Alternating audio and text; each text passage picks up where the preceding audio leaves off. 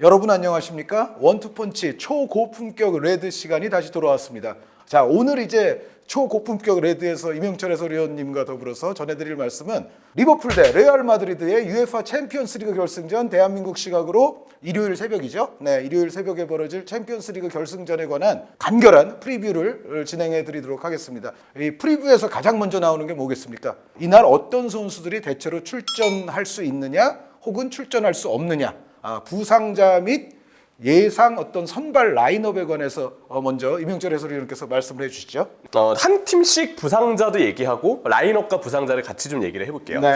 리버풀의 경우 예상되는 라인업은 알리송 골키퍼, 수비진은 아놀드, 마팁, 반다이크, 로버슨, 네. 미드필더는 핸더슨, 파비뉴, 티아고, 쓰리톱은 살라, 마네, 루이스 디아스. 이렇게 3명을 예상했습니다. 일단 들었을 때는 뭐 전혀 이상하지 않은, 뭐 어떻게 보면 아주 자연스럽고 당연한 라인업이라는 생각인데, 코나테 선수보다는 그래도 마팁 선수인 거죠? 확실합니다. 네, 마팁 선수가 훨씬 낫죠. 리그 말미 때 코나테가 울버햄튼전에도 실점 장면의 빌미가 됐듯 라인을 맞추는 과정이나 공중볼 낙하지점 포착과 같은 부분에서 잔실수가 좀 나오고 있어요. 네. 그래서 안정감으로 봤을 때는 코나테보다는 마팁이 올 시즌 조금 더 든든한 모습을 보였다는 생각이 들고, 그런 부분들 때문에 중요 경기에서는 반다이크와 마팁의 조합이 선택을 받을 거라고 생각을 합니다. 네. 티아고 선수의 몸 상태는 어떤가요? 일단 선발 예상은 좀 해봤는데요. 제 생각에는 마지막까지는 일단 티아고 알칸타라의 소식은 지켜봐야 될 것 같아요. 저는 지금 소식을 봤을 때 아킬레스건 쪽에 파열은 아니고요. 네. 통증이 좀 있다. 근데 오히려 통증 자체는 가볍게 보고 있다는 게 지금 구단 측의 얘기였거든요. 예. 이걸로 추정을 했을 때 티아고 알칸타라는 이 정도의 통증이라면 감수하고 전반전 선발 출전할 가능성이 있다. 그리고 경기 중 부상 아웃과 같은 상황이 물론 후반전에 발생할 위험도는 꽤 큰데, 어쨌든 전반에 리버풀이 승부수를 좀 던진다는 생각으로 티아고 알칸타라를 선발로 쓰지 않을까 이렇게 좀 생각을 하고요. 반다이크랑 파비뉴도 아직 복귀전을 치르지는 못했어요. 그래도 선발 될 네. 거예요, 그 두 선수는. 네. 후연을 했고 이미 울버햄튼전에 벤치에 들어와 있긴 했지만 복귀전을 아직 치르진 못했는데, 두 선수 다 선발로는 그냥 나올 거라고는 예상을 할 수가 있겠죠. 네, 예전에 오래 쉬었던 해리 케인 같은 선수도 선발 나오지 않습니까? 그쵸. 네, 사실 뭐 반다이크, 파비뉴 선수가 최근에 문제가 좀 있기는 있었지만 그게 또 아주 뭐 긴 기간이거나 그런 건 아니었기 때문에 두 선수는 뭐 틀림없이 나올 거라고 여겨지고, 그러면 이제 레알 마드리드 쪽은 어떻게 될까요? 레알 마드리드는 골키퍼 쿠르투아, 네. 그리고 수비진은 카르바할, 밀리탕, 나초, 네. 그리고 맨디 이렇게 네. 예상해봤고요. 미드필더는 모드리치, 카세미로, 크로스, 그리고 쓰리톱은 발베르데, 벤제마, 비니시우스를 예상했습니다. 그것은 이제 알라바 선수가 이제 못 나오는 것이 레알 팬들에게는 가장 좀 안타까움이자 변수라는 생각이고, 그 구성은 어찌됐건 최근에 안첼로티 감독이 계속 토너먼트에서 구사해 왔던 그 구성과 또 변함이 없는 거죠? 네, 일단 주목할 건 오른쪽인 발베르데 시프트. 카마빈가는 조커로서 활용할 것으로 예상이 되고, 네. 발베르데를 오른쪽 윙으로 쓰면서 역시 중원 싸움에 힘을 좀 걸어줄 것 같고요. 최근 리그 말미 때 또 이제 맨시티전에도 그랬지만 스탯을 잘 쌓았던 호드리구는 교체로 조커로 출전할 가능성이 클 것 같아요. 네, 호드리구 조커가 여태까지 잘 통했으니까 마지막 네. 파이널에서도 호드리구는 오히려 올레구나 솔샤르 같은 그 조커로를 맞는 것이 좀 더 좋아 보이고, 역시 발베르데 선수가 초반부터 출전을 해야 뭐 측면도 측면이지만 측면과 중앙을 모두 아우르면서 기동력적으로 또 중원에서 승부를 걸 수 있을 것이다. 네. 라는 차원에서 발베르데 선발을 예상해 주셨고, 알라바 경우만 좀 변수일 것 같은데 알라바 선수는 어떻게 보세요? 일단 아직 그 훈련을 소화했다는 소식은 들었는데 네. 4월 말부터 실전 경기를 뛰지 못했습니다. 아무래도 뭐 파비뉴와 반다이크의 경우는 알라바보다는 경기를 못 뛴 시간이 비교적 짧죠. 짧거든요. 네. 비교적이 아니죠. 꽤 짧습니다. 네. 근데 알라바의 경우는 상당히 긴 한 달 동안의 이탈이 있었기 때문에 실전 감각이 얼마나 올라와 있을지에 대한 변수는 반다이크, 파비뉴 쪽보다는 아무래도 알라바 쪽이 훨씬 더 클 거라고 보이고요. 그리고 리버풀은 만약에 파비뉴나 반다이크가 못 나오면 그 자리를 대신할 선수가 아무래도 주전보다는 폼이 떨어집니다. 근데 레알 마드리드는 그래도 다행인 점이 알라바가 못 나오는 동안 후반기 나초의 폼이 굉장히 좋았어요. 나초가 지난 시즌 이제 그 라모스하고 바란 조합이 동시에 부상을 당했을 때, 그런데 후반기 때 좋은 폼을 보여줘서 토너먼트 때 또 중요한 활약들을 하고 리그에서도 마찬가지로 그 흐름을 보여줬잖아요. 근데 나초는 올 시즌 전반기도 사실은 비교적 좋지 않았지만 후반기 되면서 또 알라바가 다치니까 팀이 필요로 할 때 또 한 번의 만능 백업의 모습을 저는 보여줬다고 생각을 해요. 나초의 폼이라면, 그리고 알라바의 다소 우려되는 현재 감각이라면 저는 나초 선발을 예상해 보는 것도 무리는 아닐 거라고 생각을 합니다. 네, 그러면은 이제 두 팀의 선발 라인업은 어찌됐건 최근 추이를 봤을 때는 그냥 예상할 수 있는 선발 라인업이다. 네. 여기서 뭐 이른바 그 뭐 명장병에 의한 예를 들어 아주 깜짝 변화라든가 그런 거는 두 팀 모두 예상하지 네. 않으시는 거죠 지금. 두 감독 다 보수적으로 라인업을 단행할 것 같아요. 네, 굉장히 좀 파격적인 라인업을 꺼내들 거라고는 생각되지 않고요. 이건 뭐 지난 시즌에 펩 가르디올라의 맨시티하고는 조금 다른 요소가 되겠죠. 네. 아마 클롭 감독도 만에 원톱 체제에서 디아스랑 살라의 폼이 가장 3톱의 호흡으로 봤을 때 좋다라고 생각을 할 것 같고 안체로티 감독 역시도 오른쪽 윙에 선발로 갑자기 호드리구를 내세운다던가 중원에 카마빈가를 선발로 쓴다던가 하는 등의 모험수를 던질 유형은 아니라고 보입니다. 네. 그리고 아까도 말씀드렸던 것과 맥락이 일치하지만 호드리구 선수를 만약에 선발로 쓰면 나중에 공격적으로 변화를 노릴 적에 오히려 카드가 좀 없어질 수도 있어요. 그래서 그런 면에서도 이제 호드리구 선수가 조커로 나올 확률은 높아 보이고요. 자, 그러면은 일단 양 팀의 뭐 결장 내지는 선발 라인업 예상을 해봤고 이 두 팀이 그래도 결승전에서 누릴 수 있는 각자의 강점과 약점이 있다면 간략히 뭐가 있을까요? 리버풀부터. 네, 리버풀부터 얘기를 하겠습니다. 리버풀의 경우는 첫 번째로 기대되는 포인트가 세트피스입니다. 레알 마드리드가 평균적으로 올 시즌 실점 장면이나 수비 상황에서의 모습을 보면 세트피스 수비에서는 불안 요소가 있다고 봐야 되거든요. 네, 기본적으로 라모스 바란 있는 시절에 비해서는 일단 제공권 싸움 능력이나 피지컬 네. 능력이 지금 수비진은 좀 떨어져 있는 게 맞죠. 밀리탕의 경우는 점프력이 좋아서 확실히 공중볼을 잘 따는 유형입니다. 그리고 후반기 들어서 전반기보다는 조금 안 좋은 경기들도 일부 있었으나 베티스전에 보니까 밀리탕의 폼은 걱정하지 않아도 될 것 같아요. 네. 여전히 레알 마드리드 수비의 핵심이라고 보이는데 문제는 만약에 알라바가 파트너로 나온다면 알라바는 공중볼 처리에 있어서 기복이 좀 있고요. 이거는 예전에 미넨에서 뛸 때도 센터백으로 나왔을 때 지적됐던 문제점이기도 했었죠. 네. 그리고 알라바가 아닌 아까 예상했던 대로 나초가 나온다 하더라도 나초도 최근에 도전적으로 수비를 해서 커트하고 패스를 끊어내는 수비는 굉장히 많이 올라왔지만 공중볼 처리에 있어서 앞서 얘기해 주신 라모스 바람만큼의 강점을 보여준다 보기에는 무리가 있어요. 그래서 밀리탕 한 명의 공중볼 탈취 능력만으로 세트피스 수비에서의 어떤 장악을 기대하기에 안정감을 기대하기에는 팀적으로 봤을 때 레알 마드리드는 이 부분에 불안 요소가 있다고 보이고요. 그리고 리버풀은 코나테가 만약에 안 나온다 하더라도 마팁, 반다이크 세트피스 상황에서 언제든 움직임을 가져갈 수 있는 자원들이 있기 때문에 또 킥이 좋은 선수들의 풀백들의 어떤 킥을 바탕으로 세트피스에서의 한 방을 살릴 수 있는 여지가 이 경기에서는 비교적 더 유리하지 않을까 이렇게 일단 생각을 합니다. 네. 세트피스는 리버풀의 강점이요, 레알의 약점이 될 수도 있다. 그럼 네. 또 역으로 뭐 얘기할 수 있는 건 있을까요? 네, 레알 마드리드의 강점은 제 생각에는 일단 공격에서의 포인트 제가 볼 땐 역습에 있을 것 같습니다. 네. 리버풀의 경우는 세트피스에서 많은 찬스가 지배적으로 나올 것 같고 반대로 레알 마드리드는 역습에서 찬스가 지배적으로 나올 만한 부분이 많아 보이거든요. 두 가지가 연동될 수도 있죠. 네. 리버풀이 세트피스를 실패하는 순간 레알은 역습을 시도할 수 있는. 그렇죠. 예, 예, 예. 비니시우스와 같은 자원들이 자기 진영에서부터 출발할 경우에는 아예 리버풀의 수비가 어느 지점에 라인을 형성하건 그대로 속도를 살려서 왼쪽과 중앙 지점까지 쭉 치고 들어가는 게 가능하고요. 벤제마가 보여주는 내려와서 볼을 간수하는 움직임, 또 뿌려주는 움직임, 그리고 토니 크로스 쪽에서도 나오는 전진 패스나 전환 패스의 퀄리티, 그 공격진의 어떤 속도나 한방, 그리고 역시 중원에서 뿌려주는 패스의 퀄리티를 봤을 때 레알 마드리드는 역습을 만드는 부분에 있어서 역시 좋은 선수 조합을 의심의 여지 없이 가지고 있고요. 또 발베르데도 뽀른방과 넓은 시야를 바탕으로 한 전환, 전개가 가능한 선수이기 때문에 발베르데 또 그럴 때 박스 쪽으로 침투해서 간결하게 공격을 풀어주고 공격진과 원투를 가져갈 수 있는 모드리치의 창의성까지 네. 순간 템포를 끌어올렸을 때 한 방을 언제든 살릴 수 있는 역량은 레알 마드리드가 충분하다고 보이고요. 사실 리버풀도 사디오 마네, 모하메드 살라, 또 킥이 좋은 풀백들의 퀄리티를 봤을 때 루이스 디아스까지. 루이스 디아스 역시 강조를 해야죠. 예. 왼쪽에서 중앙 들어올 때 볼 간수, 운반, 기회 창출이 되니까 리버풀도 선수들의 조합만 보면 역습을 만들고 한 방을 살리기 굉장히 좋은 조합을 가지고 있어요. 이 정도의 능력이 있기 때문에 두 팀 다 결승에 올라왔다고 보이는데 저는 역습을 조금 더 레알 마드리드의 강점이라고 꼽는 이유가 중원에서의 대처 능력에 서로 차이가 있을 것 같아서입니다. 리버풀이 저는 원래 컨디션이라면 리버풀의 중원이 기동력을 바탕으로 레알 마드리드에게 비교적 우위를 점할 수 있을 거라고 봤거든요. 그렇죠. 근데 지금은 원래 컨디션이 아닙니다. 아, 그렇습니까? 네. 지금 그래도 물론 끝까지 우승 레이스를 위해서 달려왔고 아주 안타깝게 이제 우승을 놓친 건 맞는데 그래도 쉬는 시간이 한 일주일 있잖아요. 근데 결국 이제 최근의 경기력으로 봐야 되잖아요. 네.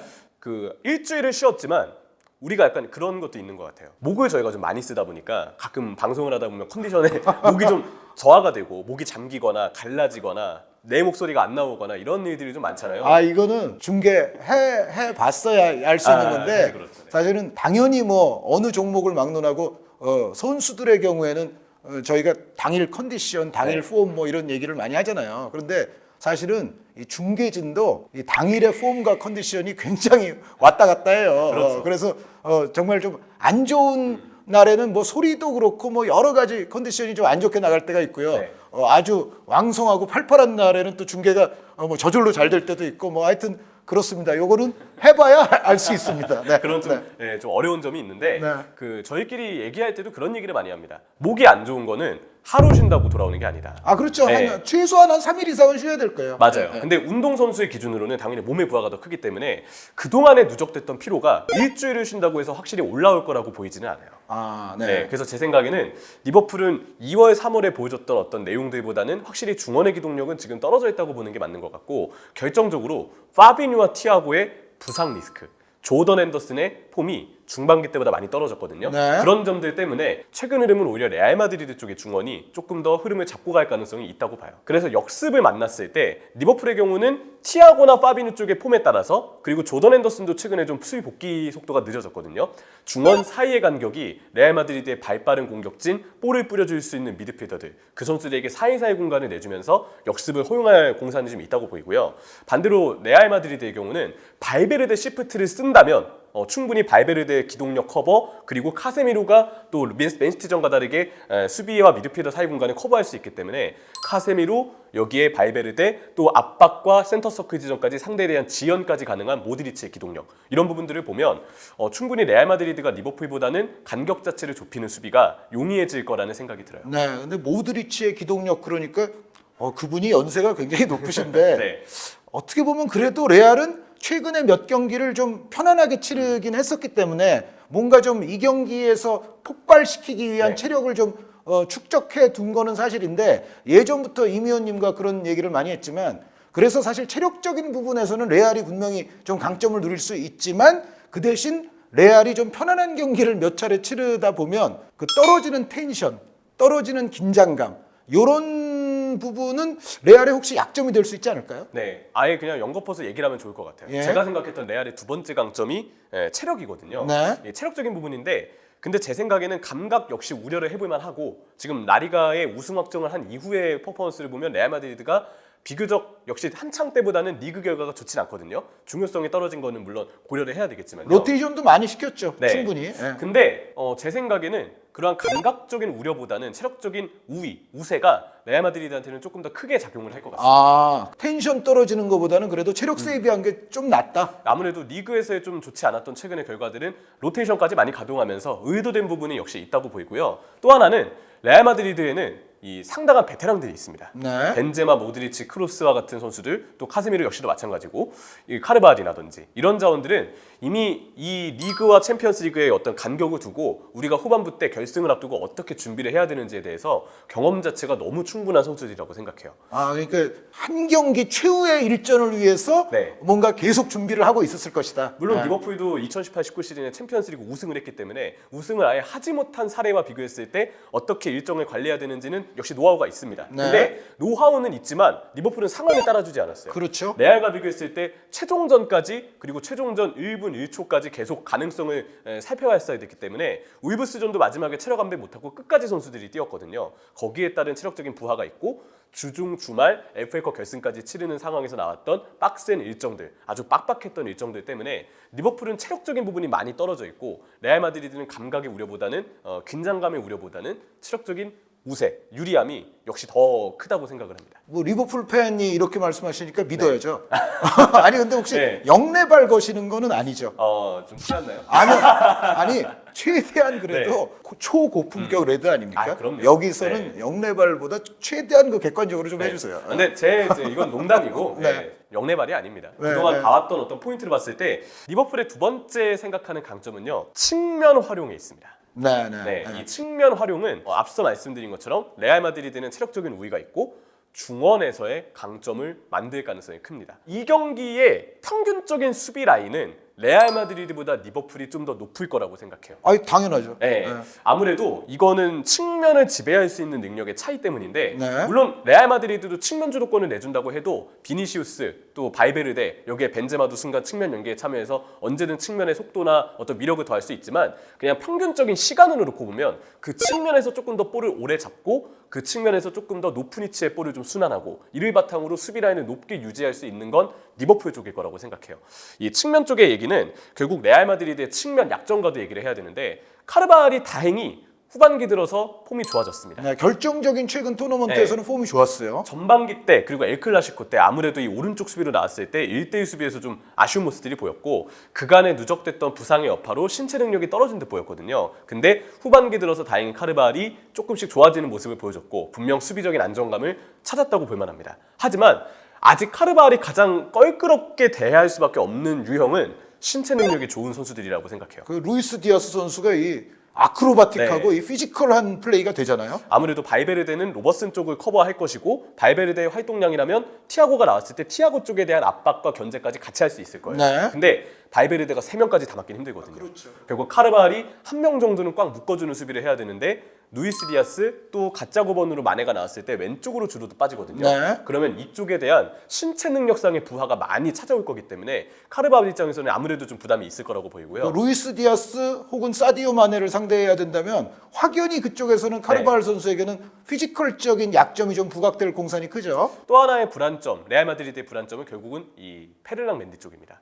다가오는 이적 시장 때는 풀백 보강을 꼭 해야 될 텐데 페를랑 맨디 쪽에서의 수비가 성급하거나 위치 선정에서 조금 아쉬운 부분들이 있거든요. 그리고 리버풀의 경우는 오른쪽에 주된 패턴이 모하메드 살라가 오른쪽 터치라인을 바탕으로 넓게 흩어집니다. 넓게 빠지면서 상대 풀백을 아무래도 자기 쪽으로 잡아당겨요. 네, 끌어당기게 되죠. 네, 그러면 결국 이 나초, 알라바 혹은 이 앞서 얘기 드렸던 맨디 사이 공간이 벌어지게 되는데 이 사이 공간으로 알렉산더 아놀드가 후방에 있다가 안쪽으로 들어올 수도 있고요. 조던 핸더슨이 들어갈 수도 있습니다. 만약에 티아고나 파비뉴 쪽에 뭔가 부상자가 발생이 된다면 핸더슨이 뒤로 가고 이 자리를 뭐 나비 케이타나 아니면 뭐 제임스 밀러 같은 선수들이 또 대체를 할 수 있을 텐데 네. 어쨌든 풀백이 살라 쪽에게 너무 쉽게 따라가거나 아니면 1대1에서 너무 쉽게 제압을 당하면 오른쪽 넓은 공간에서도 위험하고 그에 따라서 오른쪽 하프 스페이스 공간까지도 열릴 수 있는 가능성이 있다고 생각을 해요. 그러니까 맨디 선수의 순간적인 판단과 움직임이 굉장히 중요한 거죠. 네. 거기에 저는 한 가지 또 추가할 게 맨디 선수가 볼 터치라든가 볼 컨트롤이 좀 투박할 때가 있고 네. 그리고 패스를 시도할 때도 약간 그 정교함과 판단이 좀 떨어질 때가 있잖아요. 그렇죠. 그런 거를 또 순간적으로 리버풀의 미드필더라든가 풀백이 자르고 나오는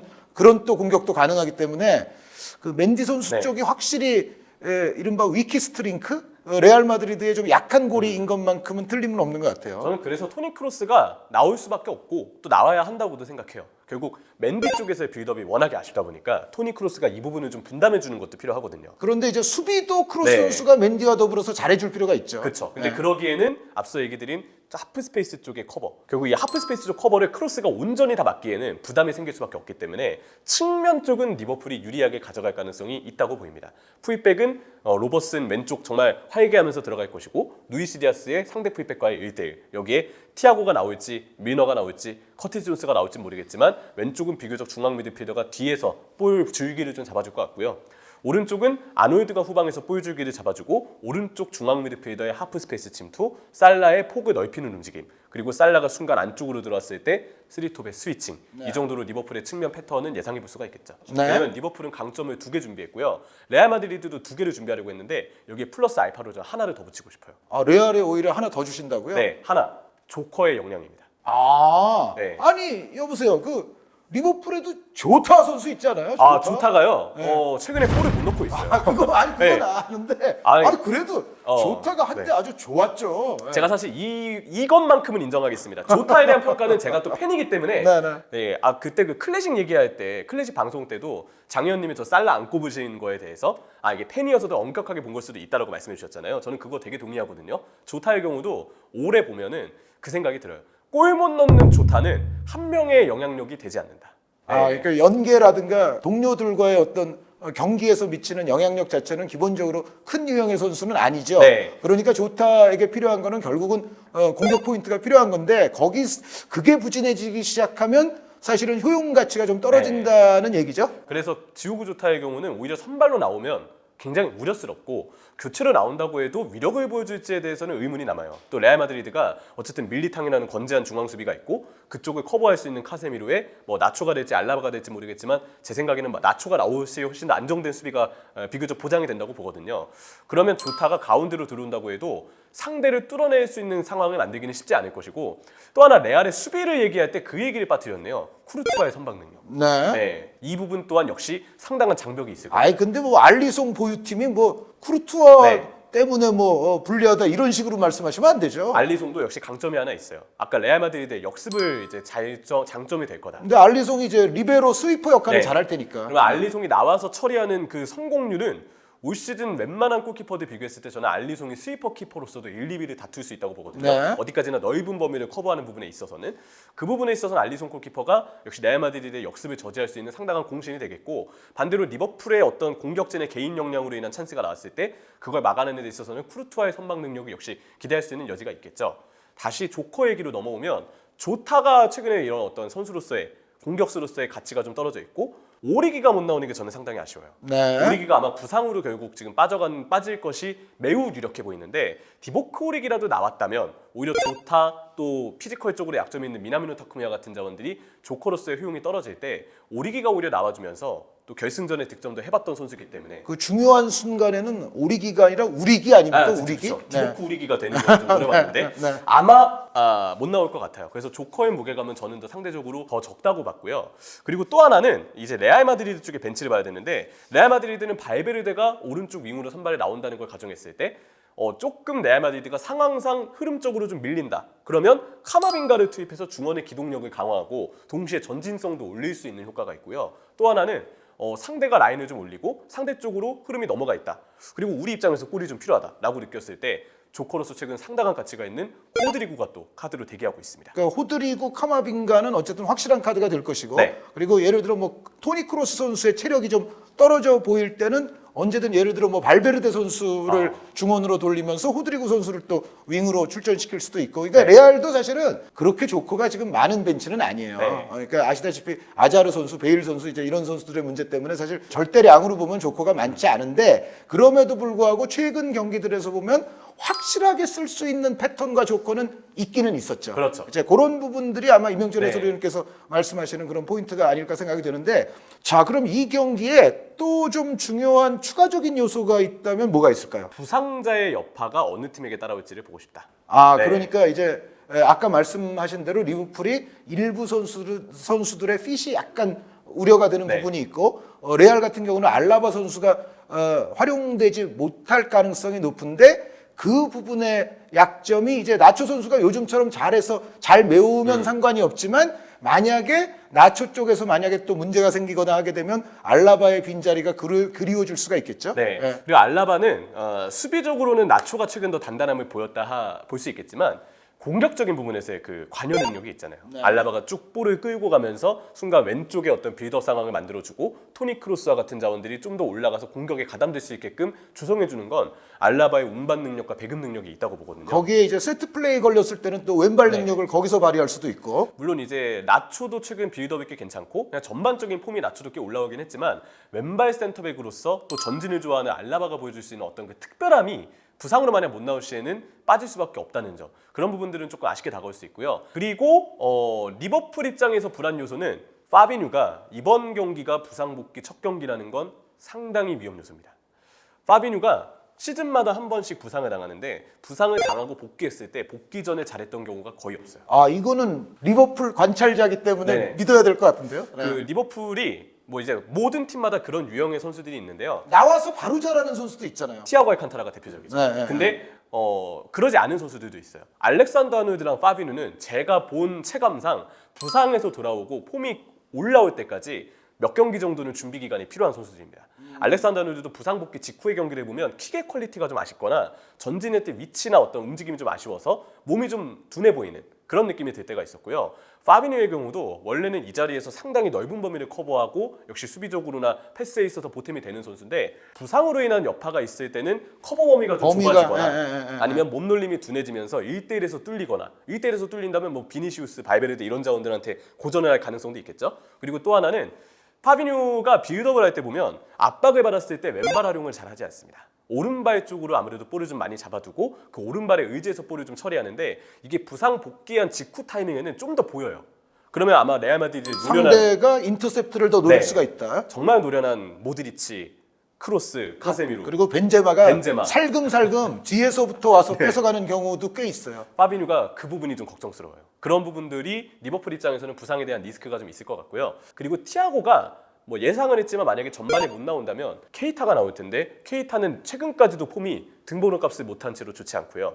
제임스 밀러가 나온다면 저는 개인적으로 케이타보다는 밀러가 차라리 나을 거라고 봐요. 네, 이런 또 중요한 경기에서는 네, 패스 능력도 있고 FA컵 결승 때도 막판에 후반전에 교체 출전해서 좋은 모습을 보여줬기 때문에 하지만 역시 밀너의 능력 또한 의구심이 좀 남는다. 그런 부분들을 보면 역시 부상자의 여파를 어느 팀이 최소화할지도 상당히 중요한 포인트가 될 것 같습니다. 네. 아까 장점과 단점을 계속 이렇게 살펴드렸는데 서로의 장점과 단점이요 다른 방향으로 맞물려 있어요. 그래서 리버풀은 상대의 단점을 활용할 수 있는 방향이 장점이고 반대로 레알은 리버풀의 단점을 활용할 수 있는 부분이 장점이에요. 장점과 단점이 서로 다르기 때문에 서로 장점을 발휘하면 각각의 방향에서 좀 흐름을 지배할 수 있는 포인트가 나올 거라고 보거든요. 저는 이렇게 서로 간의 장단점이 맞물리는 경기는 뭐랄까요? 흐름을 누가 더 지배하느냐의 싸움은 그렇게 중요하지 않다고 봐요. 아, 결국은 뭐 여기서 점유율이나 뭐 주도율 네. 이런 거 중요하지 않고 슈팅 숫자도 중요하지 않고 결정적인 순간에 누가 넣고 누가 실수 안 하느냐 네. 뭐 결국은 그 싸움이다. 그래서 키플레이어는 정말 한 명씩만 꼽는다면 이번 시즌 토너먼트의 왕, 챔피언스리그의 왕인 카림 벤제마와 네, 네.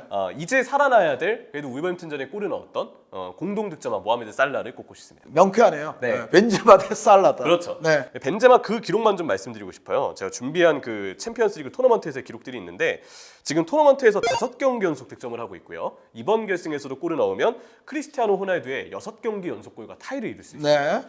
또 하나는 토너먼트 2경기 연속으로 해트트릭을 기록하고 있는데 2016-17 시즌 호날두에 이어서 챔피언스리그 역대 두 번째 기록이라고 그 하죠. 당시가 아틀레티코 바이에른 뭐 이런 네. 팀들이었죠. 그때 호날두의 토너먼트에서 이른바 캐리 능력이 또 레알 마드리드에 굉장히 빛냈던 적이 있었고요.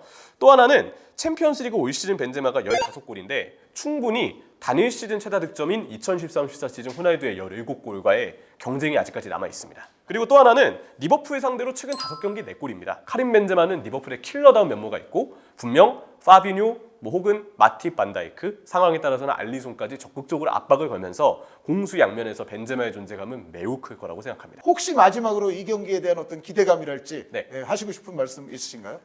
일단 레알과 리버풀 이 비기어에 있어서 정말 네. 대단한 명문 두 팀이 만났다는 오, 점에 있어서 그렇죠. 두 팀 모두가 챔피언스리그의 산 역사들이죠. 네. 상당한 어떤 팬으로서도 전율이 돋는 그런 어떤 경기이지 않나 싶고요. 밀란 팬분들이 되게 관심 있게 보실 것 같아요. 네. 일단 스쿠데토를 들어 올렸습니다. 아, 감격적입니다. 네, 정말 감격적이고. 밀란 박수 짝짝짝입니다. 정말 축하하고요. 네. 원래 한 레알 마드리드가 2013-14 시즌에 라데스마를 달성하기 전까지만 해도 밀란과 레알 마드리드의 그 비기어 숫자가 이렇게까지 차이가 나진 않죠. 간극이 좁았죠. 네, 한 2개 정도, 9개, 7개 이렇게 네. 차이가 났었으니까. 근데 레알 마드리드가 어느덧 13개까지 차이를 벌여놨고 그러면서 14번째 비기어를 노리고 있습니다. 그리고 리버풀은 6회 우승팀, 그리고 AC 밀란은 7회 우승팀이에요.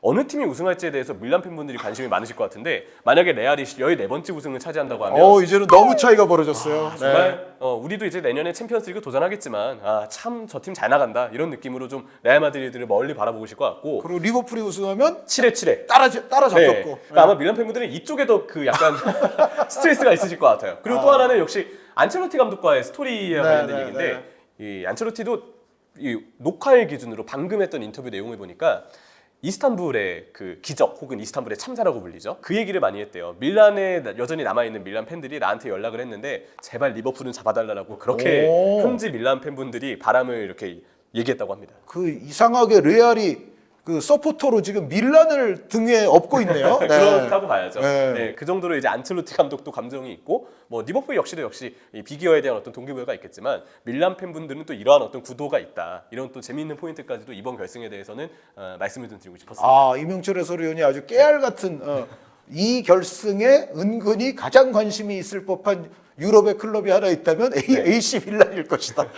아, 흥미로웠습니다. 재밌었습니다. 오늘 이명철 해설위원과 더불어서 나눠본 대망의 일요일 새벽 한국 시각으로 벌어질 챔피언스리그 파이널 리버풀 대 레알 마드리드의 프리뷰를 이야기 나눠보는 시간을 가져봤습니다. 여러분 재미있게 보셨으면 소원이 없겠습니다. 대단히 감사합니다. 네.